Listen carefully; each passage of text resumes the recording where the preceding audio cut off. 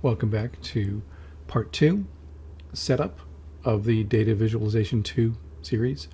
Let's just jump right in. This will be a shorter piece. If you've seen other workshops in this series, you'll notice that I have been using the package to install things. Just a personal preference. It seems to have a little bit nicer way of handling the dependencies and sort of pulling everything together when you're building R packages. So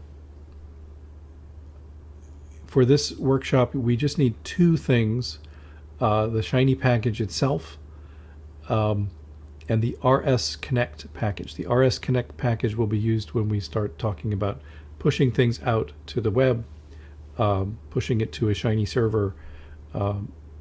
So that's the second package. So the method that I use is to have the package on our system using the traditional install.packages command, loading the package with library pack, and then the command for installing a package in pack is pkg install,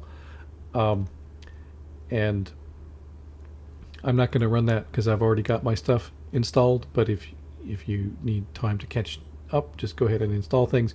You can also install these packages with the traditional install.packages command.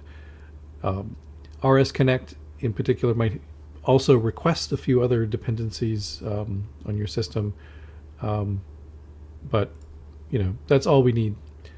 And so to run the rest of the session, I just load the tidyverse and Shiny and RS Connect with library commands. And in a little bit, I will switch over to RStudio to do this in a live fashion, but we'll do that in the next segment. So as promised, quick segment. See you in part 3.